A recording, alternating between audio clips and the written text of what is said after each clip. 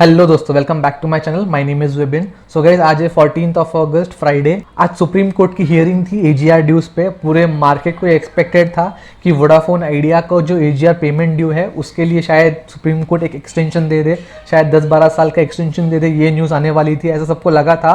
और उसकी वजह से जो वोडाफोन आइडिया का शेयर है 1% चढ़ भी गया था आज।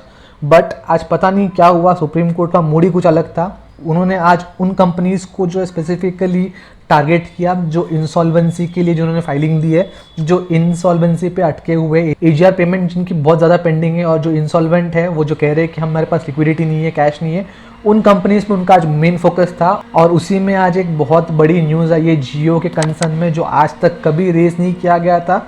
इस चीज़ को अराउंड 2 से 3 साल हुए, आज तक जियो का नाम जो है एजीआर में आया नहीं था।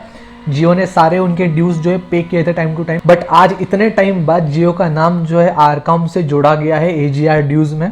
वो कैसे जोड़ा गया है मैं आपको इस वीडियो में बताता हूँ। जो पहला पॉइंट हमें पता है वो ये है कि आरकॉम जो है काफ़ी टाइम से जो है इंसॉल्वेंसी के लिए प्लीड कर रहा है, अराउंड 1 साल से ऊपर हो गया।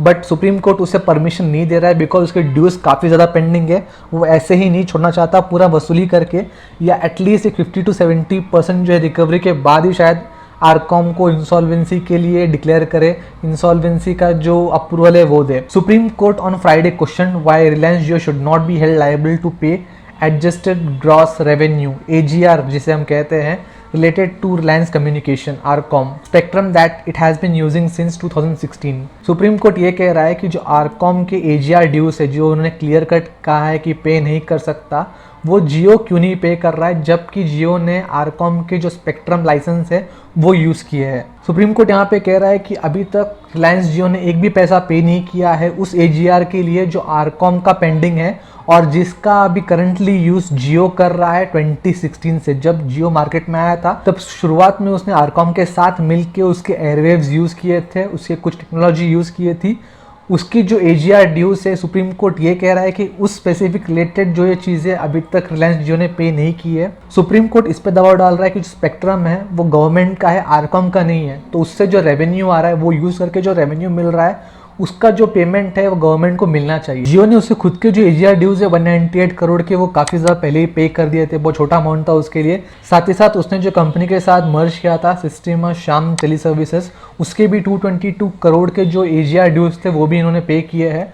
बट अभी आरकॉम के आउटस्टैंडिंग ड्यूज जो है वो है 25,000 करोड़, जिसमें से आरकॉम ने भी कुछ पे नहीं किया, ना ही जियो ने कुछ पे किया है। तो सुप्रीम कोर्ट ये चाह रही है कि जियो जो है इसके जो पेंडिंग एजीआर ड्यूज है वो ये पे करे, पूरा नहीं तो एटलीस्ट उस रेशो में जिस रेशो में इन्होंने जो स्पेक्ट्रम है वो शेयर किया था आरकॉम के साथ, जिस हद तक इन्होंने आरकॉम के जो एयरवेव्स है, जो लाइसेंस स्पेक्ट्रम है वो यूज़ किए थे, एटलीस्ट उस हद तक तो ये लोग ये पेमेंट करे। सो आरकॉम के लिए ये थोड़ी राहत की न्यूज़ है, बिकॉज अगर ये सच में ऐसा हो रहा है और सच में प्रूव हो रहा है कि जियो ने पिछले 4 साल में कंटिन्यूसली आरकॉम के स्पेक्ट्रम यूज़ किए थे, आरकॉम के एयरवेव्स यूज़ किए थे, तो ऑब्वियसली जियो को ये पे करना ही पड़ेगा, बिकॉज गवर्नमेंट के पास काफ़ी ज़्यादा कैश क्रंच है और इतनी बड़ी अमाउंट गवर्नमेंट इजली छोड़ने नहीं वाली है।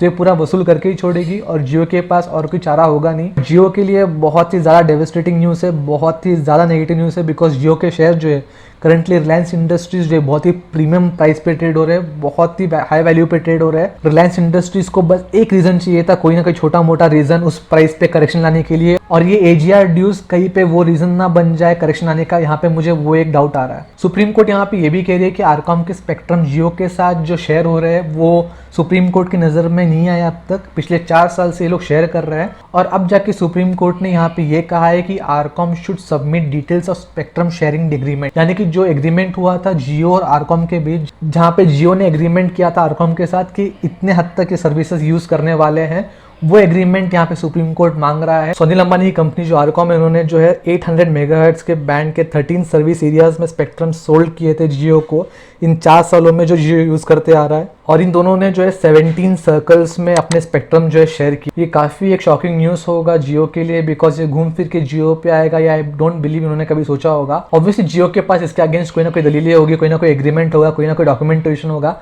जिससे ये एजीआर ड्यूज वो स्किप कर पाए। अगर सच में ऐसा होता है और सुप्रीम कोर्ट इस 25,000 में से 30% भी जियो से पे करवा रहा है इन 4 साल के स्पेक्ट्रम यूज़ के लिए, स्पेक्ट्रम शेयरिंग के लिए, तो जियो के लिए बहुत बड़ा झटका होने वाला है, बिकॉज उनके पास अभी जो रिसेंट फंडिंग्स आई है उसकी वजह से जियो चढ़ा हुआ है। अगर ये इतना बड़ा अमाउंट यहाँ पे कर रहे हैं तो ऑब्वियसली शेयर को एक बड़ा हिट लगने वाला है। ऑलरेडी जियो जो है काफ़ी हायर रेट्स पे, प्रीमियम रेट्स पे ट्रेड कर रहा है, तो करेक्शन के लिए एक वजह बन सकती है। जैसे कि मैंने कहा, अगर ये वजह बन गई तो एक बड़ा सा डाउन स्टीप देख सकते हैं हम। सो अगर ऐसा होता भी है, अगर ये डाउनफॉल होता भी है तो ये बहुत टेम्पररी होगा, बिकॉज कंपनी के पास काफ़ी ज़्यादा सरप्लस है, कंपनी काफ़ी डाइवर्सिफाइड है, कंपनी के पास काफ़ी ज़्यादा प्रॉस्पेक्ट्स है आगे के लिए, तो बहुत जल्दी रिकवर कर सकती है। बट शॉर्ट टर्म के लिए जिन्होंने भी हायर रेट्स पे खरीदे हैं उनको बोलना चाहूँगा कि स्टॉप लॉस के साथ चलिएगा, कि अगर ये रिवर्सल लेता है इस न्यूज़ की वजह से मंडे को, तो आपके जो अर्निंग्स है वो नेगेटिव में ना जाए। आप चाहो तो लोअर लेवल पर अगर आता है तो एंट्री ले सकते हो। ये बहुत बड़ी शॉकिंग न्यूज़ है, बिकॉज पहली बार जो है सुप्रीम कोर्ट कह रही है कि जियो को आरकॉम के स्पेक्ट्रम में पार्ट लेना पड़ेगा, आरकॉम के एजीआर ड्यूज में जो है शेयरिंग में पे करना पड़ेगा। इसके पहले कभी उन्होंने ऐसा कहा नहीं, बिकॉज पहले भी ऑब्वियसली अगर ये ऐसा होता होगा तो उन्हें पता होना चाहिए, उनके पास ये डॉक्यूमेंट्स जाने चाहिए। बट वो अभी ये कह रहे हैं कि उनके पास ये सारे डील्स के डिटेल्स दिए नहीं गए थे। अभी जो इंसॉल्वेंसी के लिए वो जब डिटेल्स देख रहे हैं तभी उन्हें ये सब पता चल रहा है। रिलायंस के अलावा भी और किसके साथ आरकॉम ने ये स्पेक्ट्रम डील शेयर की है, इनके साथ इन्होंने ये सर्विसेज शेयर की है, वो भी वो चेक कर रहे हैं।